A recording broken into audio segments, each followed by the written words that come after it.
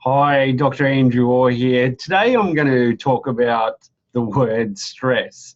And what I actually want to talk about is three words. And one of the words is stress, distress, and then de-stress, and how they're all interrelated and what they all mean.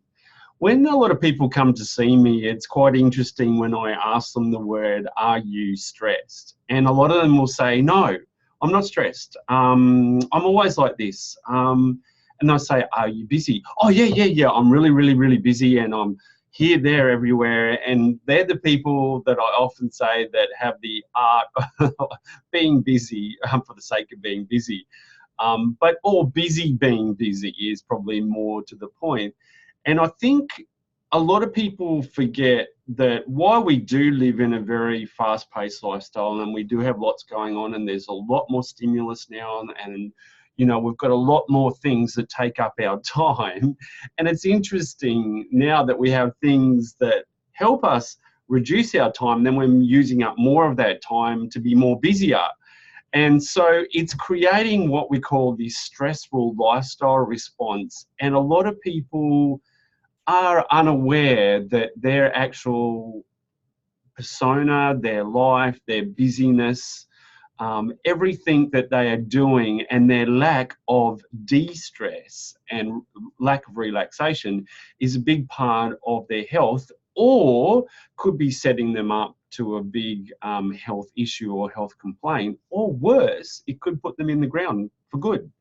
And so it's really important. So when I talk to people, I often ask them through depression, anxiety, stress scores, clinically, how are they feeling, so we can see whether they are stressed or they do have anxiety or they do have depression. And it's interesting how some people don't even correlate to that, and they'll try and write a zero score, which is the impossible score.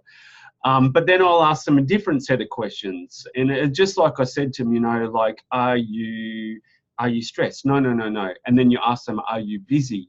Like, oh, yeah. And then you have to correlate that with them and say, well, if you're really busy, wouldn't that be causing you stress? Oh, yeah, I hadn't really thought about it. So it's interesting how a lot of us don't correlate. And then for those that are living in chronic disease state, you are in a chronic state of stress, but you're also in distress, not de-stress, distress. So it's interesting how we perceive a lot of these things, and a lot of us don't realize that that long-term stress can have long-term health consequences on us. And it's important that we recognize those stresses in our life. So if we look at the different thing, when we look at the word actually stress, what it means, it's a state of mental or emotional strain or tension resulting from adverse or demanding circumstances, being busy and on the go, unable to rest or sit still. So you know, the classic example is he's obviously under a lot of stress. And then we look at the different synonyms that go with the word stress, like strain, pressure, tension, nervous tension, worry, anxiety, nervousness, difficulty, distress, trauma, suffering, pain, grief. Now, if you identify with any of those words or anything that I've just said, you have a lot of stress in your life. Like the biggest stresses in one's life generally are things like having a baby, you know, a death in the family, well, death and birth often go same, buying a house, trying to have a baby, getting married, and there's a whole range, all the chronic illnesses in the family too. And then we look at the word distress. So distress means extreme anxiety, sorrow, or pain. And when we look at what the example is, to his distress, he saw that she was trembling. Now, when we see the synonyms and the associated words with distress, we see anguish, suffering, pain, agony, ache, affliction, torment, torture, discomfort, heartache, heartbreak, wretchedness, sorrow, grief, woe, sadness, unhappiness, desolation, despair, trouble, worry, anxiety, uneasiness, disquiet, angst. And we use the example, she was trying to conceal her distress. Now, if you identify with any of these, you are in distress. And that's what we often see when people get to the point that stress has become so overwhelming, or a chronic condition has become so overwhelming that you're now not just stressed, you've gone into distress. And then your body is in this heightened activation mode where not only pain levels will be increased, mental and emotional capacity will be heightened or decreased, and you can go into either mode. You can be either hyper-vigilant, or you can go into those depressive states, or you can become manic even, that you can't control your emotions. Now, the other word that what I want people to look at is the word de-stress. So let's look at that again, de-stress. So that means to get rid of the feelings of stress. And stress equals worry caused by difficult situations in your life. To slow down and relax. Now, I get a lot of people say to me, I don't know how to relax. I was born stressed. No one was ever born stressed. Well, they could have been born through a stressful situation or stressful birth trauma, but no one is actually born stressed. And later on, when we talk about when we become adults, we're also in control of our own emotions as well. So a lot of stress in our life is programming and what we've learned through life. And so when people say to me, oh, I'm always like that, that's just me. It's not just you, it's actually how you've chosen to be. And it's a series of learnt behaviors that are now your norm. And the hard thing with stress is that it can be a build-up over a long period of time, so you actually get used to it. So some person looking at you might go, oh my God, that person's stressed. Oh man, I just can't handle that person, because every time I talk to them, I feel stressed talking to them. But then you talk to that person, they go, I'm not stressed. This is just me, I'm just normal. So that's the difficulty with stress, is that over a long period of time, the longer it's there, the more it builds up and the more havoc that it causes, and then the more inbuilt that it becomes, and you get used to it. So when we're talking about de-stressing, like, the words we use here is I began doing yoga as a way to de-stress, or creating a relaxing environment to de-stress you and help you fall asleep. Or by reducing my pain levels, this helped me to de-stress. So we'll see that with chronic disease state. It's about, and you see how I'm trying to talk here, it's about slowing things down. It's not hyping them up and become fast, because a lot of people are on the go.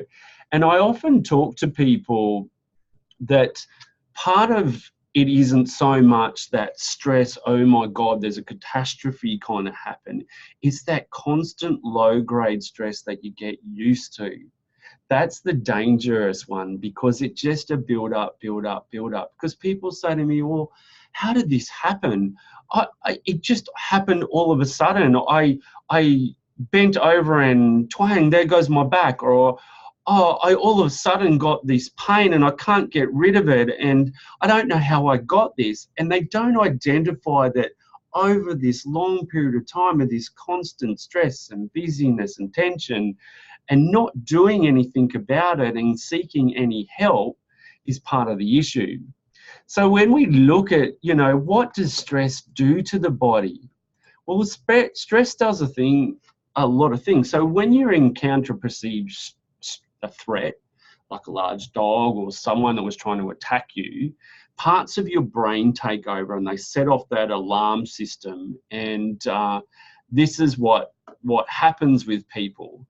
And so when those alarm bells set off, that sets off the nervous system, hormonal signals. This also prompts your adrenal glands, which are on top of your kidneys, to release a surge of hormones, including adrenaline and cortisol. And then what happens after that is that that adrenaline then increases your heart rate, that increases your blood pressure and boosts your energy supply. So it's basically getting you ready for that fight or flight to get up and get away. And then the cortisol, the primary stress hormone, increases the sugars, your blood sugars, and glucose in your bloodstream. And that enhances use of the brain's use of your glucose and increases the availability of substances that repair tissues. But over a long period of time, that can have a negative effect too, because increased blood sugar levels, increased cortisol, and that can have an effect, a detrimental inflammatory effect on you as well, and can lead to many disease states. Also, you know, we see with the adrenaline, you know, the adrenaline increases that, increases, you know, there's cortisol, the cortisol in your heart and everything to go a lot faster.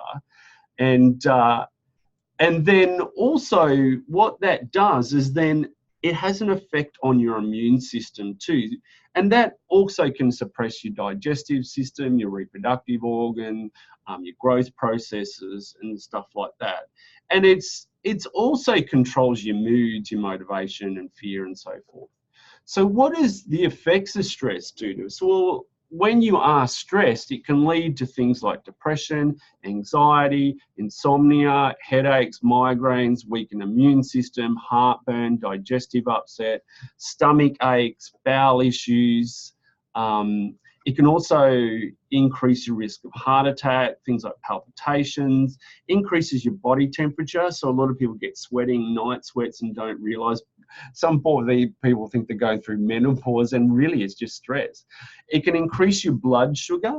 So this is why when we have that increased stress response, it can also put up your increased likelihood of things like type 2 diabetes as well.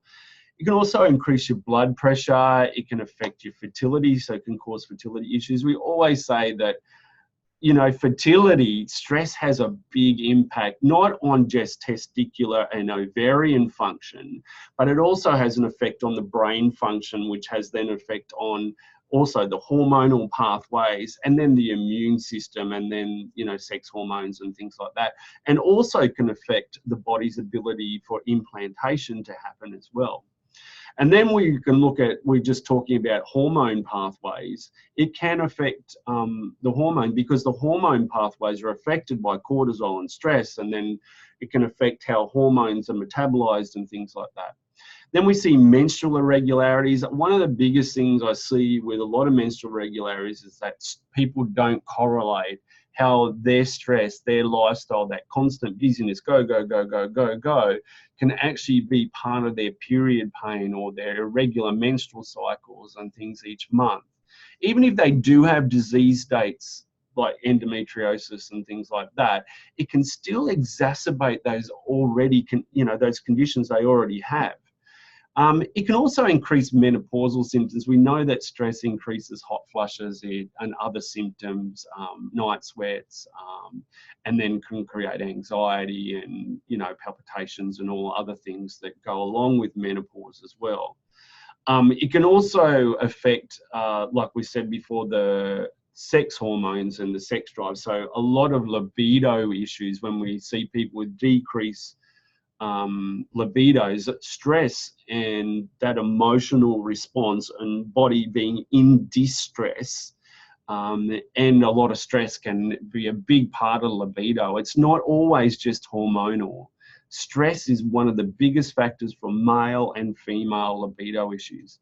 And then we go into things for guys, with a lot of erectile dysfunction. Sure, there's disease states that also exacerbate erectile dysfunction, but stress is one of the biggest things that can cause erectile dysfunction in men, and they don't often correlate it. Also being overweight and things like that, but stress is a big part of it. And then we can see the good old muscular tension, because the more stressed you are, everything tightens up, and then we get the increased pain levels. It turns on pain pathways, nerve excitability, and the pain exacerbates. We can also have that increased weight, because a lot of people don't realize that they actually, that increased cortisol levels are a big part of their weight gain. And then when they do have those increased stress levels, of course they're going to overeat, they're going to eat more, they're going to eat a lot more wrong foods. You ask anyone that's stressed, what food group will you go to more than anything? It's usually sugar. It'll be those sweet things. And then people then use things like alcohol, recreational drugs, as sort of self-medicating. And then we see, you know, those things will put on weight as well. So one of the things I try and teach people is how they can deal with stress better. Now, everyone has stress in their life, and there's good stress and bad stress. You know, there's the joy of birth and things like that, and the joy of a wedding and that. But the lead up to those things can be stressful, and birth and death and everything can be stressful too. But, you know, there is good and bad stress. And sometimes people can't change their current situation, and, you know, their workload's really busy, but there are ways to learn how to cope with stress better, and identifying what stresses you and how to take care of yourself physically, emotionally in those stressful situations. And I think that's probably what a lot of people don't do. They don't take the time out, and they don't go, right, I am going through this stressful time, but what can I do for me to manage this better? Sure, I've got to get this deadline, I've got to do this, or I've got this upcoming, or I'm getting married, or I'm buying a new house. But how can you cope with that stress along the way? Or for those people that have chronic health conditions, is how can you cope better? And the way that you can cope better is getting help. And one of the things I always say to people with stress is that you can't do it on your own. You just can't. It's like I always say, you know, if you're sick, you go to the GP. If you need your taxes done, you go to your accountant. But who do you check your stress in with? And this is where I always say seeking professional help from counsellors, you know, psychologists, talking to your healthcare practitioner, or, you know, doing some mindfulness, or doing things like yoga or meditating, or doing something that helps you cope with that stress better. Now, when we're doing the physical, exercise also helps with stress, but exercise can cause stress, so we don't want you over-exercising either. But you have to combine the both. So if you're going to go and do things like yoga and meditation, that's great, because that helps you to de-stress. But how do you cope with what's causing your stress? So that's why you need to talk to someone, and someone to help you with those coping skills and set strategies in place and help you with those things. Obviously, eating healthy and getting regular exercise, plenty of sleep. Sleep's a big part. And we see people who are stressed, there's a lot of insomnia and things they get. So it's, you know, setting those regular sleeping patterns are very important. Going to bed at the same time, not staying up late, watching, you know, social media, Netflix, you know, got the blue screen, you know, get that out of your room and set those healthy sleep patterns, healthy eating patterns, regular exercise, taking that time out for you, and still practicing relaxation like breathing and meditating, and make time for things that you like doing. Like I always say that people should have 1 to 4 hours you time per week, doing something you love. Now, if you like going to the gym and stuff like that, that's great, and that's part of your stress. But I'm talking about just taking time out where you sit there and you relax and do nothing. And that might be reading a book, or just sitting there listening to some music, or, you know, just watching your favorite cooking show or something like that. But I mean, just sitting there, because some people cannot sit still, and you've got to learn the art of sitting still. And this is where mindfulness comes in, and learning how to be mindful and being present, and actually learning to shut your mind down. Like if you can't sit in one space for half an hour, then you have an issue and you need to do something about it. Now, the other thing too is fostering healthy friendship. You should take time to meet with friends and enjoy yourself, having that good sense of humor, you know, laughing, joking, you know, getting those endorphins going as well. And the other part is when you go and do all these things, it's also those reward systems. Going out for a nice dinner and saying, I've done this, I've actually learned how to cope with my stress this week, and I've gone and taken half an hour each day to meditate and things like that. So reward yourself for that as well. And the reward also is you're going to live longer, you're going to have a happier life, and also it's going to help with things like pain levels, your chronic disease management and things like that. But please don't sit at home thinking, how am I going to do this? Or the other party is not recognizing that you're a problem. Now, I always say, if one person says to you, you're always stressed, yeah, well, maybe you might not believe. If two people say it, you go, oh, hang on. But if everyone says to you, oh my God, will you just sit still? Or can't you just sit still? Identify that you might have a problem and that you might need to seek help for it. I hope that all helps. There are various stress tests that you can take, and in the next coming days or so, I'll put up some things that for people that might be running on adrenaline to take the tests. There are depression, anxiety, stress scores that you can do as well. But if you are needing help with stress or distress, or knowing how to de-stress, you need to go and seek professional help in the forms of psychologists, counsellors, teachers that teach mindfulness, or your healthcare practitioner, someone that can work through you from dietary or maybe work in with your counsellor and help you on multiple levels. And it's about getting that time for you again, making time. You have to put you first.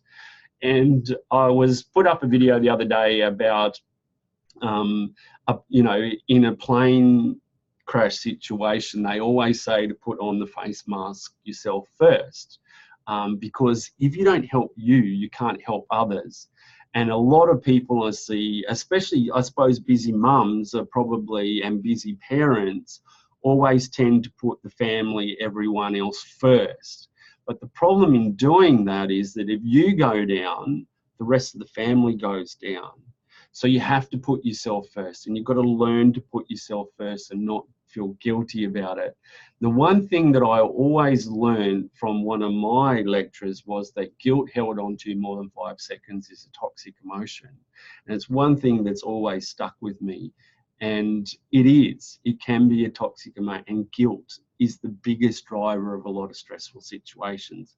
So not feeling guilty about taking that time out for self, because if you can't take time for you and you get sick or you go down, or worse, you're deceased, then who's going to look after your family? And who's going to look after those in your life? And imagine that impact that could have on the worst case scenario if you're not around.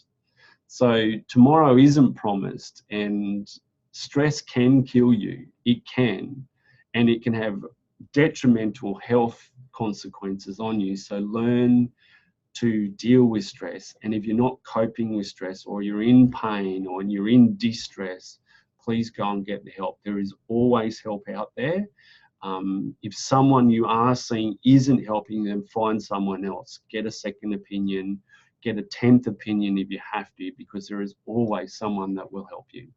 I hope that helps you, and now it's time to all go and de-stress.